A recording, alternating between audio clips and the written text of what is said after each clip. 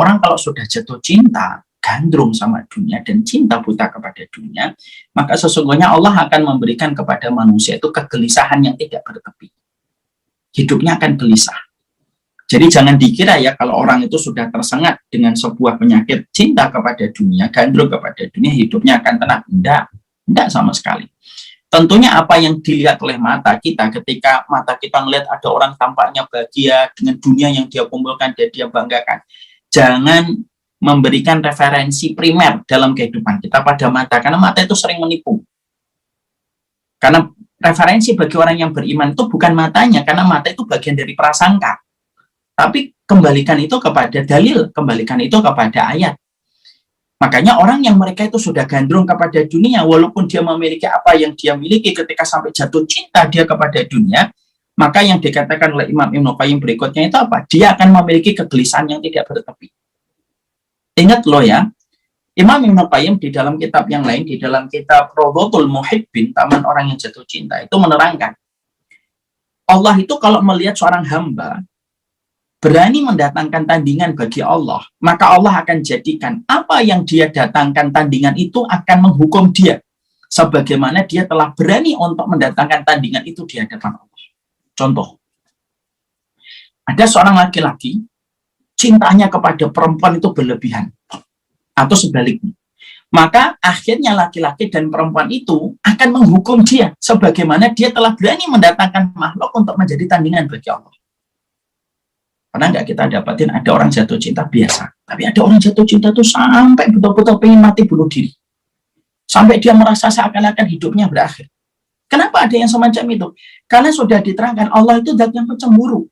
Kalau ada seorang manusia kok berani melabuhkan hatinya kepada seorang makhluk lebih besar atau sama besarnya sebagaimana melabuhkan hatinya kepada Allah, maka Allah jadikan makhluk yang dia labuhkan hatinya itu untuk menghukum dia, untuk menghukum apa yang dia perbuat ketika dia berani untuk mendatangkan tandingan itu di hadapan Allah. Sama pula, kalau ada orang yang melabuhkan hatinya untuk dunia, lalu dia menempatkan perhatiannya yang paling besar kepada urusan dunia itu, dan dia menjadikan dunia itu tandingan, sebagaimana dia mencintai Allah, dijadikan dunia itu tandingannya Allah, sampai dia melabuhkan hatinya, menyandarkan jiwanya kepada dunia itu, maka sesungguhnya Allah akan jadikan dunia itu akan menghukum dia, sebelum nanti Allah menghukum dia. Makanya kemudian akhirnya kita mendapati apa yang disampaikan oleh Imam Ibnu Qayyim, muhibbud dunya la yanfaku min salasin. Pecinta dan penggandrung dunia itu tidak akan lepas dari 3 perkara. Yang pertama, hammun lazimun. Dia akan berada pada kegelisahan, dia gelisah terus. Jangan kita kira orang kalau sudah tersengat dengan dunia itu akan tidurnya tenang. Enggak, tidurnya akan bingung. Karena dia itu akan gelisah. Nih jangan-jangan besok naik atau turun. Walaupun sudah terlalu banyak uang yang terkumpul pada rekeningnya, dia tidak akan pernah merasa cukup. Kenapa? Gelisah. Kegelisahan itu tidak akan selesai sampai dia mendapatkan tambahan harta dan tambahan harta. Hamun, dia dalam kondisi kesedihan.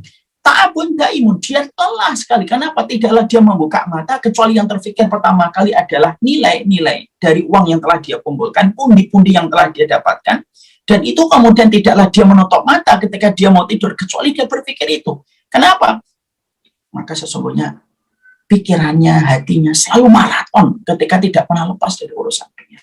Dia menghitung setiap perputaran dunia yang dia miliki setiap waktunya dan setiap saatnya.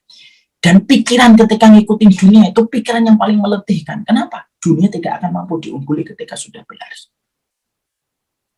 Ta'abun daimun, kata Imam Ibnu Qayyim. Kemudian dikatakan wahasradun la tanqadi. Maka kemudian dia akan berada pada penyesalan yang tidak pernah berhenti.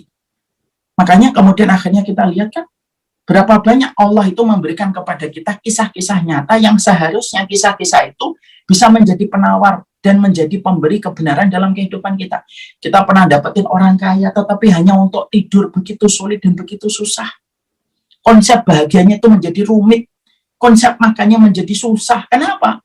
Karena dunia yang terlalu banyak ketika tidak disikapi dengan keimanan itu justru betul-betul menjadikan semakin sulit dia mendapatkan kebahagiaan. Lihat contohnya, orang kalau kebanyakan berzina, itu akhirnya untuk membatasi kepuasan dirinya ketika berhubungan, itu menjadi rumit karena sudah terlalu sering dia itu berzina.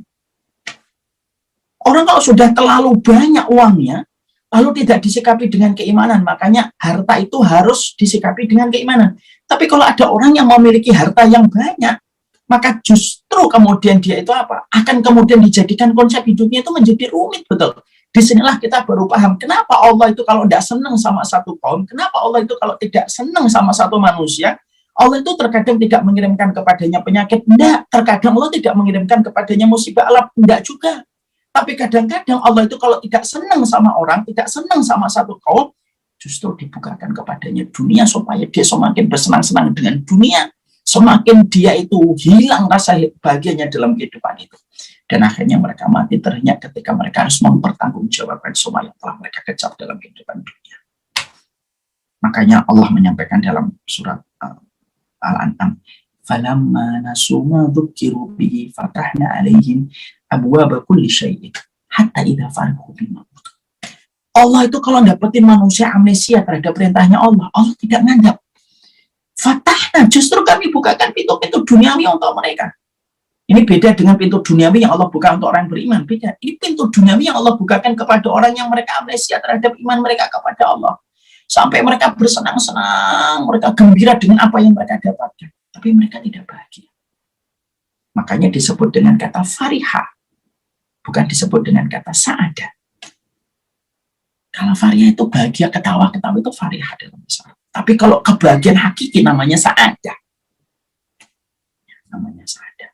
Makanya orang kalau kemudian sudah dalam kondisi tersengat oleh dunia, sampai berlebihan, maka kemudian yang dia dapatkan itu apa yang pertama? Yang dia dapatkan itu apa? Kegelisahan yang tidak pernah bertepi, terus saja semacam itu. Dan konsep hidupnya itu menjadi rumit, betul, hanya untuk makan sulit. Ya? Karena apa? Karena dia tidak ngerti apa lagi yang harus dilakukan dengan harta itu. Makanya kadang-kadang kita tidak terfikirkan, orang kalau sudah kebanyakan duit, kadang-kadang yang dibeli, yang dipergunakan tidak seimbang. Belinya banyak, yang dipakai cuma 2-3. Kenapa kita pernah lihat ada orang punya mobil 50 gitu ya, padahal dia hanya memakai 1 dan 2 mobil, 3 lah, 4 mobil lah mungkin. Karena terkadang dia bingung mana yang harus dia beli. Sesuai kan kata Imam Ibnu Qayyim kan, hamun lazimun, dia sedih. Lalu kemudian dia sedih, dia bingung, dia capek gitu. Akhirnya tidak ngerti apa yang harus dilakukan. Pernah kita melihat ada seorang presiden di Manila gitu, istrinya itu sampai punya koleksi sepatu itu 2 gudang gitu. Karena dia nggak ngerti apa lagi yang kemudian harus dia lakukan dengan uangnya. Dan itu kemudian dikatakan oleh Imam Ibnu Qayyim, itu yang kedua, efek domino yang didapatkan kalau seseorang itu sudah jatuh cinta kepada gandrungnya.